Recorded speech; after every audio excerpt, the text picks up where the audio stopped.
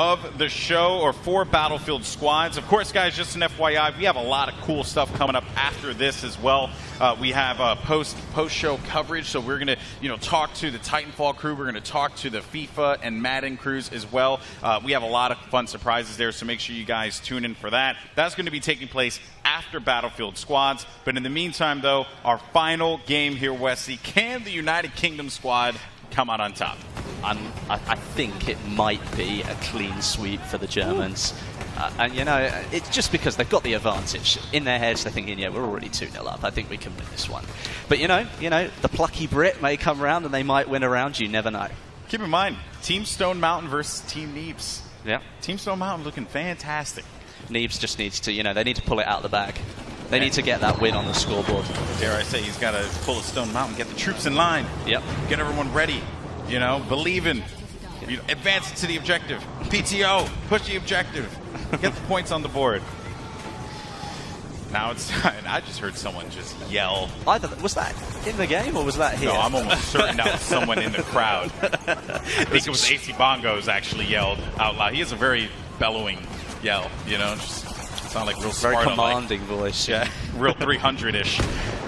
Here we go, folks. Into the gameplay. We're going to see some rifle gameplay now. Just look at the scope. Look how beautiful the weapon looks. It's one of those things I like to play with a sniper rifle quite a lot. It's a real, it's a role where, if you get the kill, you feel like you really deserve it. And now when you look at those weapons, you think, wow, that's absolutely beautiful. Oh, the detail. Talking about detail. Look at that explosion. And you see right there the ground deformation that happened when that tank blew up. It sent, obviously just shaped the ground underneath. Oh, no! Bayonet charge! Oh, no! Got him! Oh, Jesse Wellens, you poor thing. I'm so sorry. That was really cool to see, though. But that was so entertaining. But what we were talking about is that the bayonet charge is more than a sprint. You're going into a mad rage, you're going to take this player down. And right there, I think that's the first. Are we going for another one? No, never mind. Oh, I didn't quite get there. Nah. Oh.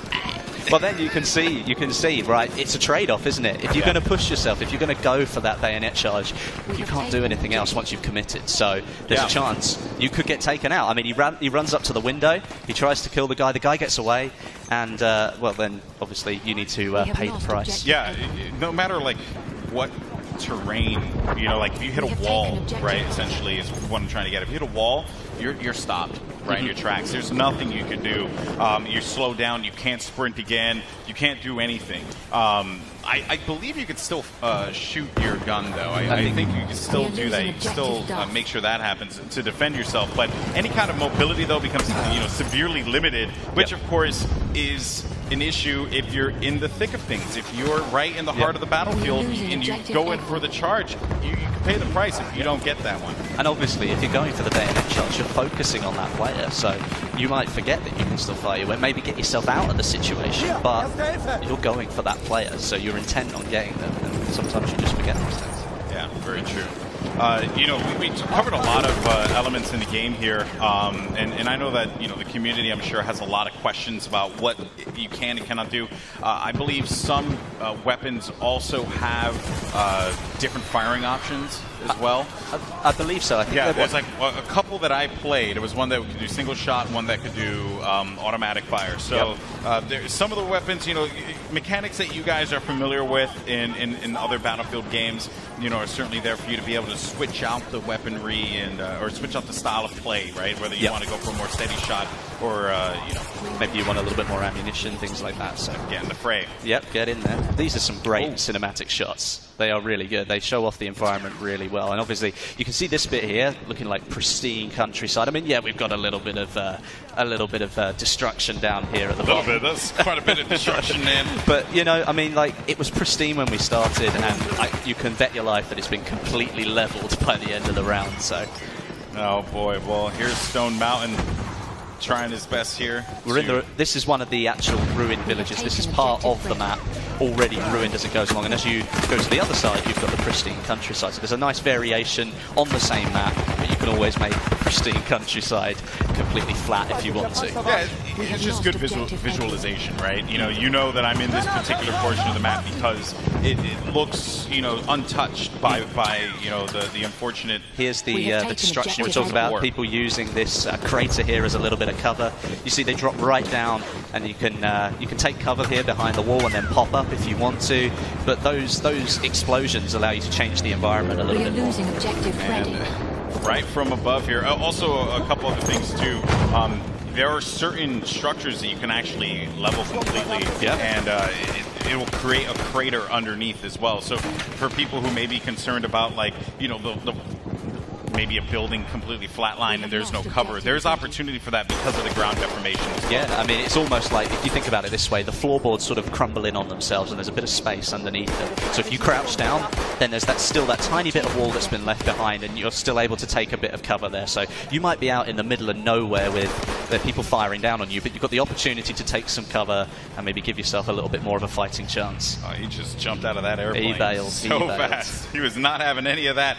But here we go. Now there's Team Stone Mountain trying to push forward, but here comes a tank here, and they're going to get a huge hit on that tank, and the tank goes down. Big plays there for Stone Mountain and his crew, completely decimating that war machine. Good work there from them. Well, I mean, like, you saw the power of the anti-tank grenade there. I mean, it looks like a small object in your hand, but it's sure got a big explosion when it goes off. And multiple ones of those are easily going to be able to take down one of those land ships. Oh yeah, they're just deadly. But I think a lot of people always ask the questions. Well, how do I defend myself against tanks? So there you saw it right there. Work with your team, which is what Battlefield's all about, and you will be able to overcome those odds, even if you're just a small infantryman. Yeah, I mean, there was a great shot there that we just went past that showed, like, the mudlands in between this amazing sort of countryside, and we've got what's already been destroyed. So it was a really nice shot, that one. Just, you can look at so many portions of the map and just be blown away each and every time. And friendly airship has been deployed for the German Empire. So the United Kingdom coming back here, Wes. You said it was going to be a sweep, man. I always believe. I didn't believe. You did not believe. Well, maybe they're being plucky. Maybe they're going to come back for the win. We can't let the Germans get all 3 games. So maybe they've got the knowledge, maybe they got the power to finish the job. Oh, nice play there. Picks up one, but couldn't find the second pickup. That's unfortunate as we go into free cam mode to see the lay of the land, and there's a dogfight happening over by the fields there. Over here, we're going to see what the current objective is for this squad. Seems like they don't have much of an objective here at this time. That's never good, is it? No, squad leaders need to direct the flow of combat. Well, that's part of what you were saying. I mean, the team play is really important. We saw that tank getting taken down. We're seeing the capturing of a flag right here. They've just taken back the townhouse. That's turning the tide a little bit back towards the German Empire, who now have control of more of those conquest flags. Yeah, and with the airship coming in favor of the German Empire. Could they turn it around? They could certainly turn it around here, Westy. I would be very surprised if the UK squad will be able to stop this. If this airship is properly utilized, and just look at the shots raining down. Those are just hefty rounds there that are just causing destruction on anyone. And a melee kill happens just there. One thing that we have to think about with the airship is that if you've got a lot of planes in the sky, you could all work together, take that thing down as quick as possible and stop an assault from the enemy, because obviously they're coming from behind. And now, if you look at it, I believe the German Empire are now in the lead. And there you can see a shot of the gondolas that house those heavy machine guns. We saw just how heavy those rounds looked. Certainly is something to keep in mind, as you want to focus fire on that so that you can prevent anyone from causing too much of a problem here. There's that anti-tank grenade. Here we go. Can he get a shot on him? That's going to be a big one. Does he get the hit? No. The tank pulled away. Although, hang on a minute. Nice. Look at the power. That's insane, isn't it? That's absolutely incredible. I think he might have run out of anti-tank grenades, though, which is why he's running away. That's unfortunate. Yeah, Vardock is going to get that pick. And there goes the tank. That was a nice takedown. Oh, we got some sniping action here. Can he take him? You want to take into account the bullet drop that happens over this. Oh, goodness gracious. That was some great shots there. Or great angles with our camera shots, whatever you want to call it. That just looked cool. That did look really cool. He's definitely got somebody on his tail, though. You can see the bullets going past. Back with the sniping. Okay. He's trying to lead the shot a little bit, which is actually the smart thing to do. You might get the kill, but he missed out on the drop down there. And the thing, sniping in this game is, it's a challenge. It is, it's going to take a lot of getting used to here. But here you see, he knows that this spot is currently being taken over, and I don't know if that's his teammates. I think we might need to. Well, he's got to try and find where the enemy player is. I mean, you can see on the mini-map, you might just be able to see that. And, it's a tank. It's a tank. he might have a bit of trouble taking that down with a sniper rifle. I think he realized that too. He was like, I'm just going to go back and continue sniping. I'm not going to worry about the tank. You guys deal with that. I got no time for this. All right. Oh, there you go. That's the ground underneath the building there, so you can still use it as a little bit of cover. It's not fully destroyed yet, but there is a chance that could happen during the game. And especially how Doom was entering that doorway there, had it not been as frantic, potentially the person that he had eliminated would have been able to use the coverage and get a better angle on him and pick him off. So Pony's being left hanging. Or free phone. Yeah, we got the high five. We got the high fives, as long as it happens. Yeah, I know, because then it's that moment that's gift. And it lives forever, and he'll never be able to live it down. So we averted a crisis there, folks. Back on board with the sniper. It seems like the team actually, the team took back the windmill. So carry on sniping to his heart's content. I don't think he's hit a living soul, which is unfortunate. It's like first, if you don't succeed, try again. Unless you're that guy, just give it a stop. Just for the time being. Move closer, maybe. Like what you might notice, obviously, all these Conquest flags are they're all sort of spaced out perfectly. And yes, actually, let's talk about that. Yeah, so we were brought up before on this, and I did want to talk about a different kind of weather conditions. We saw rain, we saw sun. Now we're starting to see the fog set in, and the fog can be quite brutal. Wes, you have experiences with that too, right? Yeah, I definitely have. And I mean, obviously, we were looking at a map that was giving all different types of gameplay. So you had the close quarters, you had medium range and long range for sniping. Now, if you're a sniper at the top of that windmill over there, there's not a chance in hell that you're going to be able to see what's going on down in the town. So you're going to have to come out, potentially use your pistol, or maybe even swap to another class when you respawn to try and win the battle, because, well, the weather's not going to let you snipe anymore. And keep in mind, too, that this is going to affect the airship. It's going to also affect any planes that are in the air. They won't be able to tell where the infantry are moving. They are covered, essentially, by Mother Nature herself.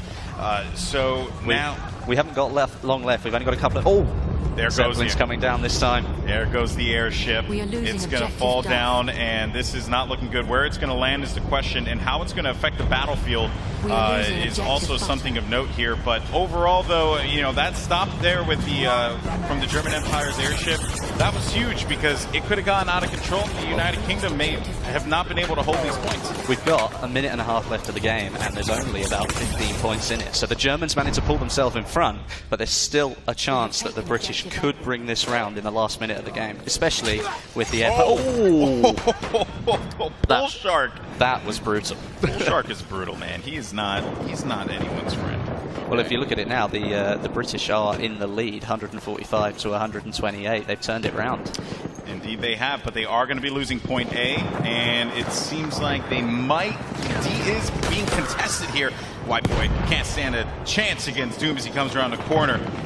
Yeah, and it looks over to the townhouse. Here we go. Maybe the blue team can get this point here. This is going to be point D that was currently being contested, and they're fighting over townhouse at this moment. A lot of bodies on this point, on this flag. They should be able to get control of it. Well, let's hope so, because if the British do manage to pull off a win, it ends up 2-1. But, you couldn't let go with a 3-0 landslide. You just can't let the sweep happen, man. I mean... you'd want to go out with some dignity. Definitely. You could win the third round, that's consolation. Yeah. Perhaps the tactics weren't there in the first 2 rounds. Maybe we call them warm-up matches. Yeah, right. Those last 2 rounds didn't count. This one is the one that matters because we won. With only 14 seconds left. What a shot! Neebs going down there. He's so happy. That was Stone Mountain to Neebs, if I'm correct. Was it? I believe that was Stone Mountain to Neebs. That is awesome. Well, maybe it's like, well, we'll let you win this one, but do you know what? I'm going to take you out anyway. And there we go. Well, there you have it, folks. Congratulations to all the competitors.